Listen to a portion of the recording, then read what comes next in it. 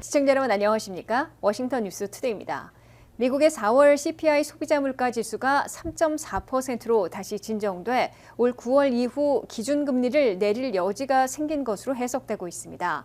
올 들어 석 달 연속 악화됐던 CPI 소비자 물가가 4월에 한풀 꺾이면서 올해한 금리 인하 가능성도 되살아나고 있으나 아직 안심하거나 속단하기는 이르다는 지적도 나오고 있습니다. 한면태 기자의 보도입니다. 올 들어 3달 연속 악화일로를 그었던 미국의 CPI 소비자 물가가 다시 소폭 진정돼 물가와 금리 압박이 다소 완화되고 있습니다. 미국 대도시들의 물가를 보여주는 4월의 CPI 소비자 물가는 전년에 비해 3.4% 오른 것으로 나타났다고 연방노동부가 발표했습니다.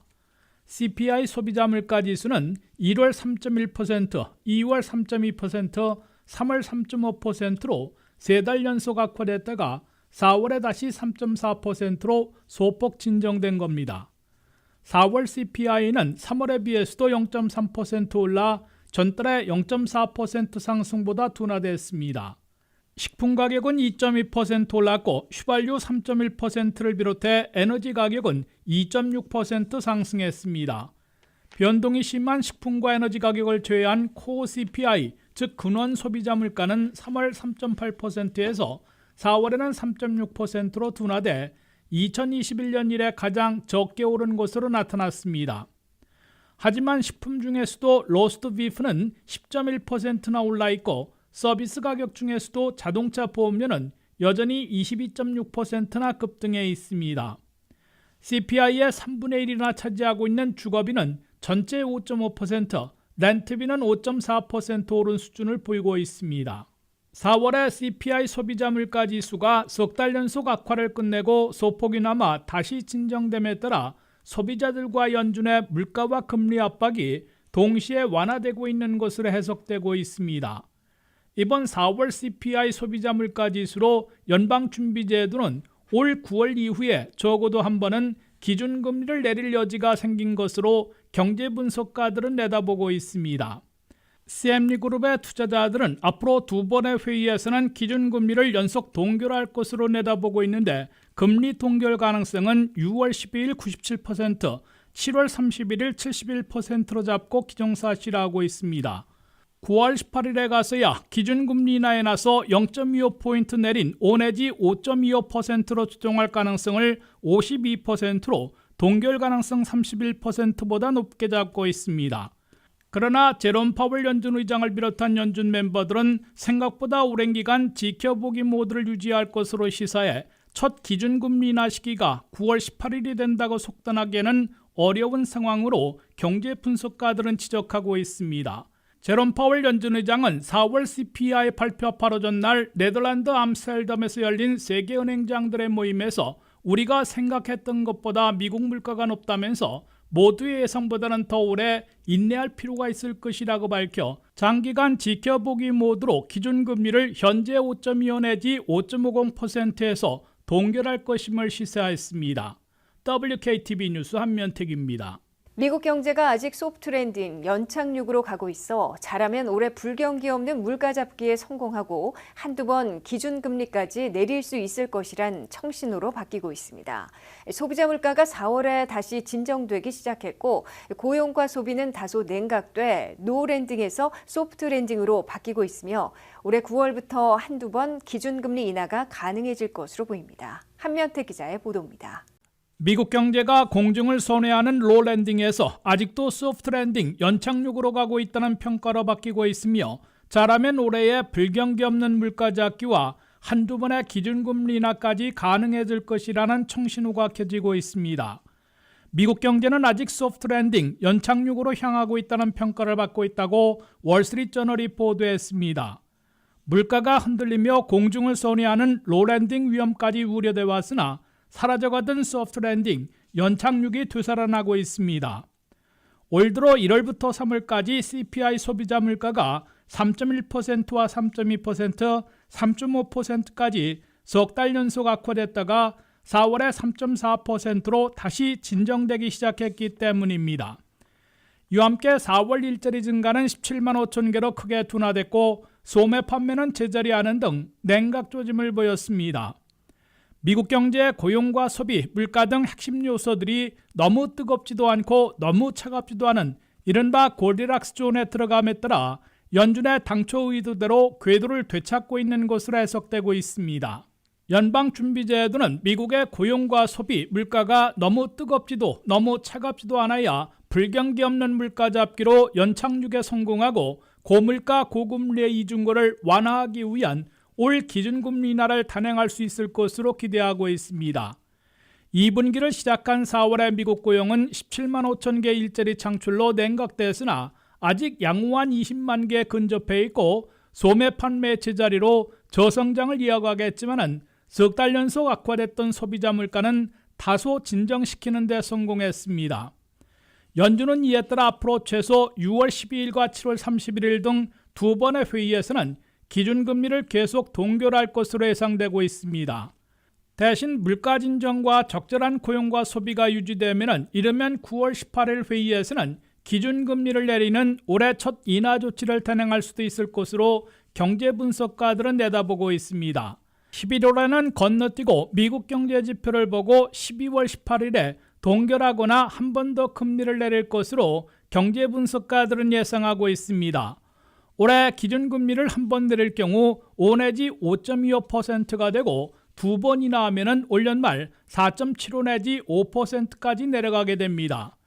그럴 경우 미국 경제는 2024년 말에 예상보다는 못 미치지만은 그래도 2%의 턱걸이하는 저성장과 고용 냉각에도 불구하고 PCE 물가로 2%대 중반, 5% 안팎의 기준금리로 연착륙하게 될 것으로 기대되고 있습니다. WKTV 뉴스 한면택입니다. 미국민들의 가계부채 총액이 올 1분기 말 현재 17조 6,900억 달러로 1년 만에 6,400억 달러나 더 늘어난 것으로 발표됐습니다. 주택 모기지가 12조 4,420억 달러로 대부분을 차지하고 있고 자동차 할부 금융이 1조 6,160억 달러, 학자 융자금이 1조 5,950억 달러, 신용카드 사용액이 1조 1,150억 달러 순으로 나타났습니다. 미국에서는 35조 달러에 육박하고 있는 국가 부채에다가 개인 가계 부채는 18조 달러에 근접하고 있습니다. 미국민 가계 부채는 올 1분기 말 현재 총액이 17조 6,900억 달러로 늘어났다고 뉴욕 연방은행이 발표했습니다. 올 1분기 가계 부채 총액은 전분기보다 1,840억 달러, 전년보다는 6,400억 달러 늘어난 것입니다. 역시 가장 덩치가 큰 주택 모기지가 대부분을 차지하고 있는데 모기지 총액은 1분기에 12조 4,420억 달러로 나타났습니다. 이는 전분기보다 1,900억 달러, 전년보다는 3,980억 달러 늘어난 것입니다. 2위는 자동차 할부 금융으로 1분기 총액이 1조 6,160억 달러를 기록했습니다. 전분기보다 90억 달러, 전년보다 540억 달러 늘어났습니다. 3위는 학자 융자금으로 1분기 총액은 1조 5,950억 달러로 집계됐습니다.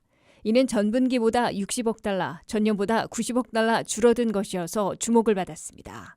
바이든 행정부가 연방 대법원의 무산 판결 이후에도 개별 탕감 조치로 430만 명에게 1,600억 달러를 탕감해 주었기 때문에 학자 융자금 총액이 줄어든 것으로 해석됩니다. 미국민들의 신용카드 사용 빚은 1분기 총액으로 1조 1,150억 달러를 기록했습니다.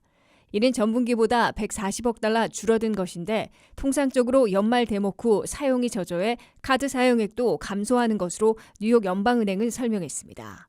신용카드 사용액 1분기 총액은 1년 전에 비하면 1,290억 달러 늘어난 수준입니다. 홈 에퀴티로는 1분기 총액이 3,760억 달러로 전분기보다 160억 달러, 전년보다 370억 달러 늘어났습니다. 뉴욕 연방은행이 발표한 올 1분기 가계부채 가운데 신용카드 사용자들의 90일 이상 연체율이 급등해 적색 경보가 켜졌습니다. 신용카드 사용자들의 90일 이상 연체율은 지난해 1분기에는 4.57%였으나 올 1분기에는 6.86%로 급등했습니다.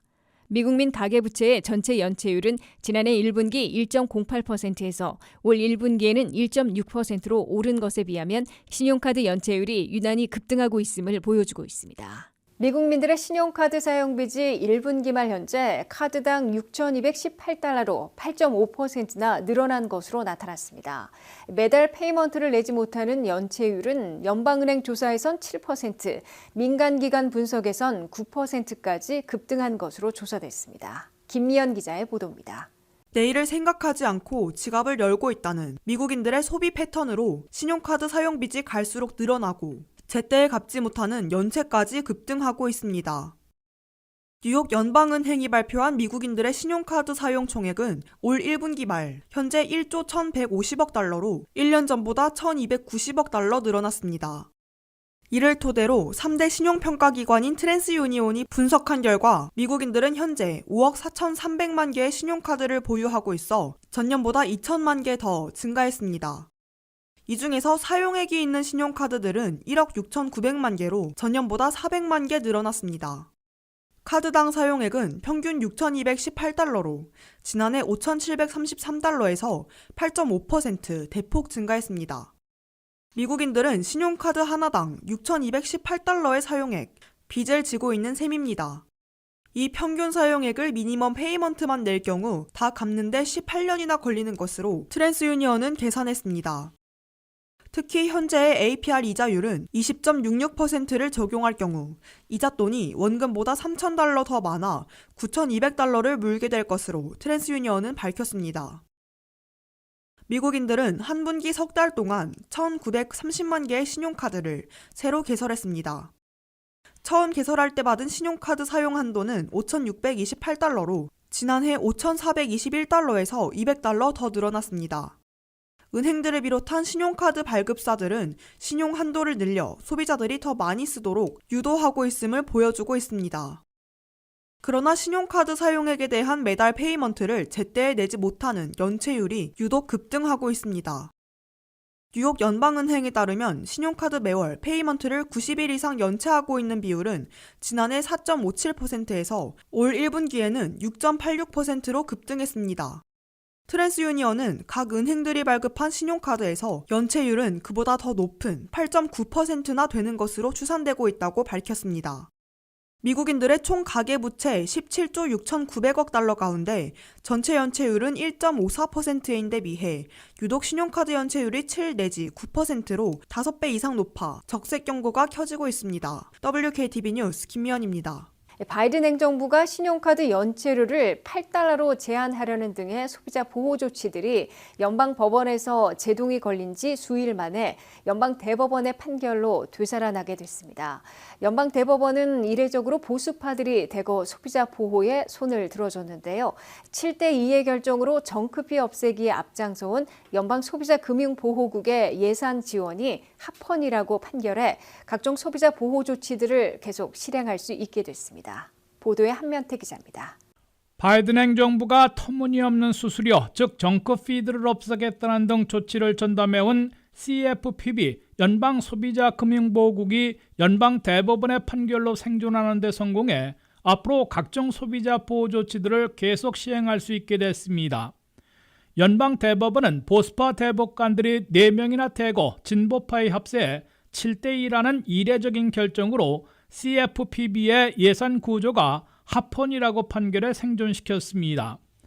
연방 대법원은 존 로버츠 연방 대법원장, 클래런스 토머스, 브렛 캐베너, 에이미 코니 베럽 대법관 등 보수파 4명이 진보파 대법관 3명에 가세해 제5 연방 항소법원의 위헌 판결을 깨고 소비자 보호에 손을 들어줬습니다. 소비자 보호 조치에 맞서는 업계협회나 공화당 일각에서는 CFPB의 예산이 연방의회의 연간 예산안이 아니라 연방준비제도의 지출 시스템으로 제공되는 것은 위헌이라고 주장하며 CFPB를 아예 없애려 시도해왔으나 보수우위의 연방대법원에서 패한 겁니다.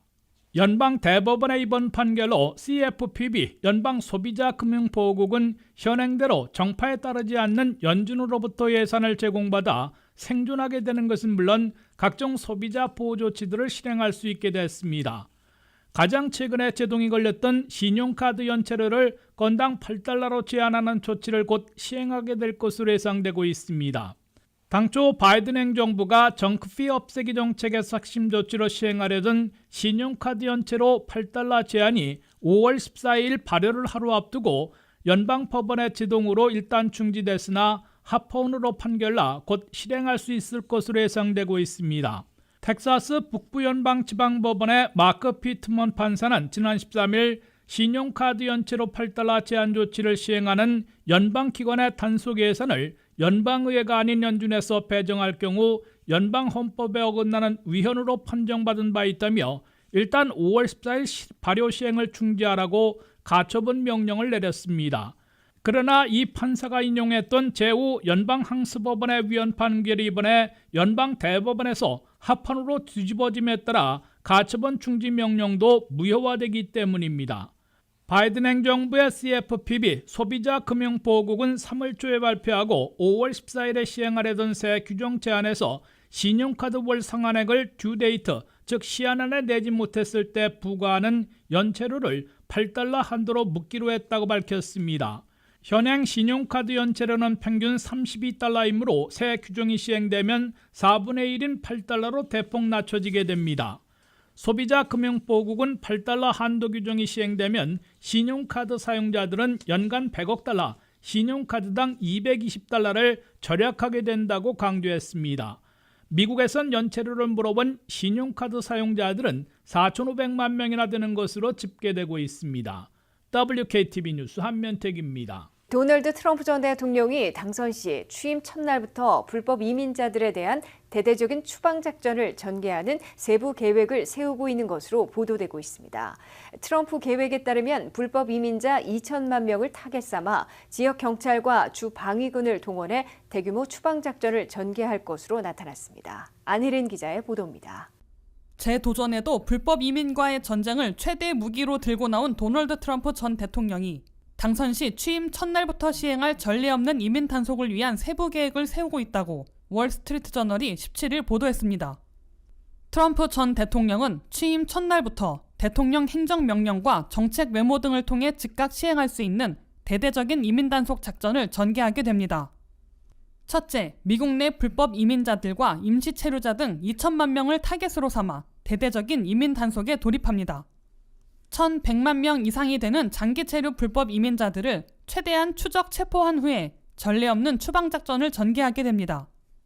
대대적인 이민 단속과 추방 작전에는 ICE 이민 단속국으로는 역부족이기 때문에 텍사스와 플로리다 등 공화당 아성 지역 경찰 등 사법 당국 요원들과 주 방위군까지 사전 합의에 따라 투입하게 됩니다.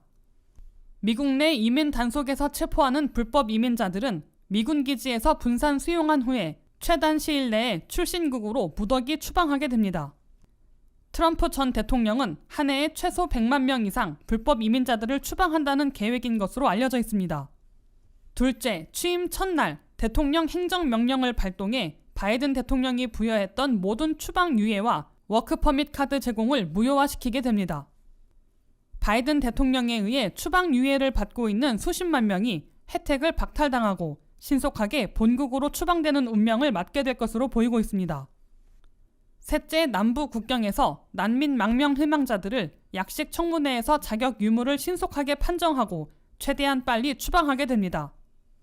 이를 위해 트럼프 측은 중남미의 엘살바도르, 과테말라, 온두라스 등과 사전 협약을 맺고 신속 추방하는 난민 망명 희망자들을 미국 대신 수용하게 만든다는 계획입니다. 트럼프 측은 전례 없는 남부 국경에서의 미립국 봉쇄와 미국 내 대대적인 이민 단속과 추방전을 위해 동원 가능한 인력을 미리 선정하고 수십억 달러의 재원을 마련하는 동시에 중남미 각국과의 사전 외교를 통해 난민 망명 희망자들을 미국 대신 최대한 수용하게 유도할 것으로 시사하고 있습니다. 트럼프 측은 일기 백악관에서 초강경 이민 정책을 주도했던 스티븐 밀러 전 백악관 국내 정책 보좌관과 톰 호먼 전 ICE 국장 등을 재기용하게 될 것으로 월스트리트 저널은 내다봤습니다. WKTV 뉴스 안혜린입니다. 도널드 트럼프 전 대통령이 뉴욕 맨하튼 형사재판에서 핵심 증인들의 증언들이 쏟아져 법적, 정치적 중대 기로에 서고 있습니다.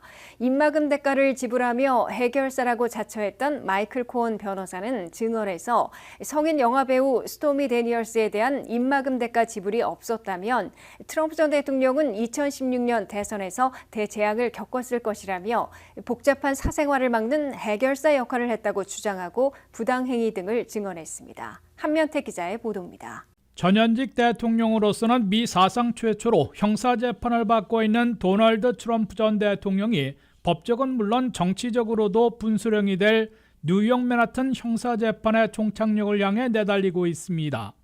사건의 핵심들인 성인 영화 배우 스토미 다니엘스의 적나라한 증언에 이어 13일에는 예전에 해결사 역할을 했던 마이클 코언 변호사가 검찰 측 핵심 증인으로 나서 입막음 대가 지불 사건의 내막을 털어놨습니다. 한때 충북이자 해결사였던 마이클 코언 변호사는 이제 숙적이자 적대자로 돌변해 트럼프 전 대통령의 복잡한 사생활과 자신의 해결사 역할, 그 과정에서의 잠재적 부당행위 등을 옛 보수와 배심원들 앞에 쏟아냈습니다. 코언 변호사는 성인 영화 배우 스토미 다니엘스의 입막음 대가 지불 여력이 없었다면 트럼프 전 대통령은 이미 2016년 대선 때 대재앙을 겪었을 것이라고 증언했습니다. 코언 변호사는 트럼프 당시 후보와 성적인 관계를 가졌다는 다니엘스를 막지 않으면 그의 백악관 입성 기회는 날아갈 것으로 판단하고 자신에게 그 스토리를 매장시켜주기를 원했다고 밝혔습니다. 이날 법정에서는 트럼프 타워 도우맨이 폭로하려 했던 트럼프의 혼외자녀 의혹과 플레이보이 잡지 모델 수선 맥도걸과의 성추문을 성인 잡지에서 사들여 함고토록 한 후에 묻어버리는 등의 다른 사례들을 보고하자 트럼프 전 대통령이 코언 변호사에게 당신이 다루라고 지시하는 등의 오디오 녹음도 공개됐습니다. all the stuff, because you never know where that company, you never know where he's going to be.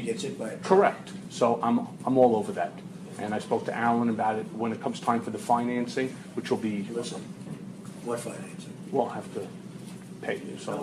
이번 사건은 트럼프 전 대통령의 복잡한 사생활이 동시다발로 폭로되려는 조짐에 2016년 대선 전야에 코언 변호사가 자신의 돈으로 13만 달러를 스토미 다니엘스에게 입막음 대가로 지불하고 나중에 트럼프 회사로부터 40만여 달러를 법률 자문료로 환급받은 게 핵심 내용입니다. 뉴욕 검찰은 트럼프 전 대통령이 성관계에 대한 입막음 대가 지불을 숨기려고 트럼프 회사 회계장부를 조작한 34가지 형사범죄 혐의를 적용하고 있습니다. 뉴욕 검찰은 지난주 스토미 다니엘스에 이어 재판 5주차를 시작하며 이번 주 마이클 코언 변호사를 19번째 증인으로 불러 배심원들에게 트럼프 유죄를 입증하려 시도했습니다. 통상 6주 내지 8주간 진행되는 뉴욕 맨하튼 형사재판에 따라 트럼프 측의 추가 증인 신청이 없으면 6주차인 내주에는 양측의 최후 변론을 거쳐 12명의 배심원들에게 트럼프 운명이 넘어가게 됩니다. 이르면 6월 첫째 주나 둘째 주에 나올 맨하튼 형사법정에서의 유무죄 판결에서 트럼프 전 대통령이 만약 유죄 판결을 받게 되면 4년형의 징역형에 처해질 수 있으며 실형으로 투옥되는 일을 피하더라도 11월 5일 대선에서 낙선 위험에 내몰릴 것으로 경고받고 있습니다. WKTV 뉴스 한면택입니다. 메릴랜드를 대표하는 연방 상원의원이 되려는 11월 5일 본선 대결에서는 민주당 경선에서 파란의 역전극을 펼친 안젤라 알소브룩스 군수와 압도적인 선택을 받은 공화당의 레리 호건 전 주지사 간의 맞대결이 펼쳐지게 됐습니다. 연방 하원의원직에 도전했던 한인 마크장 주 하원의원은 민주당 경선에서 패했습니다. 류령화 기자의 보도입니다. 14일 실시된 메릴랜드의 프라이머리에서 민주당에선 파란의 역전극이 펼쳐진 반면 공화당에선 한인 사위가 압도적인 선택을 받고 본선에 나가게 됐습니다. 메릴랜드를 대표하는 연방 상원의원 후보를 결정한 경선에서 민주당에선 파란의 역전극이 펼쳐졌습니다. 여론 지지율에서 줄곧 밀려온 안젤라 알소브룩스 프린스 조지스 카운티 군수가 현역 연방 하원 의원이자 억만장자인 데이비드 트론 의원에게 압승을 거뒀습니다. 개표 결과 알소브룩스 군수는 54%나 득표해 42%에 그친 트론 하원 의원을 12포인트 차이로 눌렀습니다. 특히 트론 하원 의원은 자신의 사비로 메릴랜드 역사상 최대인 6,100만 달러나 쏟아붓고도 패배했습니다. 이에 비해 공화당 경선에선 한인 사위 레리 호건 전 주지사가 62%의 압도적인 득표로 공화당 연방상원의원 후보로 확정됐습니다. 이로써 11월 5일 실시되는 본선에서는 재선 군수 출신인 민주당의 알젤라 알소브룩스 후보와 재선 주지사를 지낸 공화당의 레리 호건 후보가 맞대결하게 됐습니다. 경선 전까지의 여론조사에선 레리 호건 후보가 알소브룩스 후보와의 가상 대결에서 4포인트 정도 앞선 것으로 나타났습니다. 그러나 파란의 역전극을 펼쳐 알소브룩스 후보가 기세를 올릴 것으로 보여 민주당 아성에서 공화당 소속이면서도 재선에 성공한 데다가 퇴임 시 70%의 높은 지지율을 기록했던 호건 전 주지사와 치열한 진검승부를 펼치게 될 것으로 예상되고 있습니다. 두 후보 중에 누가 연방 상원의원이 되더라도 메릴랜드에선 새 역사를 쓰게 됩니다. 레리 호건 전 주지사가 당선된다면 메릴랜드에서는 40년 만에 공화당 출신 연방 상원의원을 배출하게 되면서 워싱턴 의회에서 상원 다수당까지 탈환하는데 결정적인 역할을 하게 될 것으로 예고되고 있습니다. 안젤라 알소브룩스 후보가 당선된다면 메릴랜드에선 최초의 흑인 여성 상원의원이 탄생하는 새 역사를 쓰게 됩니다. 한편 상원 선거에 도전하기 위해 비어진 연방 하원의원 자리에 도전했던 한인 마크장 주 하원의원은 큰 표차로 고배를 마셨습니다. 메릴랜드 3선거구에 도전했던 마크장 주 하원의원은 1위를 차지한 사라 엘프레스 후보의 2만 1000여 표 35.4% 득표에 비해 3030표 5.3% 득표에 그쳐 5위로 밀리면서 도전에 성공하지 못했습니다. WKTV 뉴스 류령아입니다. 18세에서 20세 사이의 Z세대들이 졸업 후에도 빡빡해진 고용시장의 변화로 일자리를 찾지 못하고 있는 것으로 나타났습니다. 2020년 당시 노동시장은 최대치를 기록했고 20세에서 40세 사이의 고용률도 10년 전보다 훨씬 늘었지만 전 연령대에서 돈을 벌지 않고 있는 성인들의 비율 역시 증가했습니다. 특히 Z세대 3분의 1 이상이 임금이나 급여를 통한 소득이 없는 것으로 조사됐는데 이는 1990년에 비해 약 22% 증가한 수치입니다. 안혜린 기자의 보도입니다. 버닝글래스 보고서에 따르면 학사 학위를 소지한 근로자의 약 절반 이상이 실업 상태이거나 졸업 후 1년 이내에 학위를 활용하지 못하는 직업에 종사하고 있습니다. 비전통적인 근무 시간과 업무 환경, 엔잡이라는 투잡 이상의 근무 환경에 있는 Z세대들은 일자리를 찾고 유지하는 데 어려움을 겪고 있다고 연준 보고서는 밝혔습니다. Z세대는 팬데믹 이전 몇 년간의 업무 경력이 조금 있거나 팬데믹으로 대면 교육이 중단된 후 회사 생활 경험이 없는 세대입니다. 연준은 Z세대가 코로나19 기간부터 지금까지 제2차 세계대전 이후 가장 빡빡한 노동고용 시장에 진입했다고 밝혔습니다. 고용주들은 교육이나 기술 기반 채용에 점점 더 초점을 맞추며 학력과 관련 경험의 양보다는 실제 능력이나 기술에 초점을 맞추고 있다고 밝혔습니다. 노동시장이 사상 최대치를 기록하고 고용률은 지난 몇 년간 가장 높아졌지만 돈을 벌지 않는 Z세대 성인의 비율도 함께 늘어나 노동시장이 사상 최대치를 기록했다고는 하지만 실질적으로는 3분의 1이나 되는 졸업자들이 구직이 어렵다는 것이 현실이라는 겁니다. 직업이 없거나 취업활동 없이 학교에 다니지 않는 신세대들은 이 실업률에 포함되지 않았기 때문입니다. 특히 24세까지의 3분의 1 이상이 임금이나 급여를 통한 소득이 없는 채 계속 증가하는 추세입니다. 더욱이 18세에서 24세 사이는 다른 세대와는 달리 현재의 금융 불안정 기간이 끝나지 않을 것 같다고 느끼는 것으로 조사됐습니다. 더 빡빡해진 고용시장에 진입한 데다가 전혀 수입이 없는 층이 늘어나고 있지만 거의 3분의 2에 해당하는 졸업 예정자들이 직장의 유연성과 일과 삶의 균형 외에도 등록금 상환, 퇴직 프로그램, 정신건강, 체육관 멤버십과 같은 재정적 및 복지 혜택이 중요한 고려사항에 꼽히는 것으로 조사돼 앞으로 고용시장이 어떻게 다시 형성되게 될지 주목되고 있습니다. WKTV 뉴스 안혜린입니다. 리턴, 즉 반품한 물건들을 상자에 담아놓고 10분의 1 가격으로 팔고 있는 빈 스토어들이 큰 인기를 끌고 있습니다. 의류와 전자, 가전제품 등 $1,000 값어치의 다양한 물건들을 $100에 살 수 있는 등 새 물건에 비해 10배나 저렴한 가격에 구입할 수 있다고 하는데요. 일부는 발품을 팔아 싸게 산 물건들을 되파는 사업까지 하고 있습니다. 류령화 기자가 보도합니다. 고물가 고금리의 이중고 때문인 듯 미국에서 이른바 빈스토어들의 고객들이 대거 몰리고 있습니다. 빈스토어는 고객들이 리턴, 즉 반품한 물건들은 큰 상자에 담아놓고 정찰 가격과는 상관없이 $10에 팔거나 10분의 1 가격으로 팔고 있는 매장을 말합니다. 아마존, 타겟, 월마트, 메이시 등 대표적인 대형 소매점들은 자사의 리턴 물품들을 저가에 팔고 있는데 그 방식은 회사별로 차이나고 있습니다. 아마존의 경우 반품들을 종류별로 섞어 무작위로 희망자들에게 보내주고 있는데 그 팩 안에 비싸고 쓸만한 태블릿 PC나 랩탑 컴퓨터 등 전자제품이 들어있으면 횡재받는 기분을 느끼게 해주고 있습니다.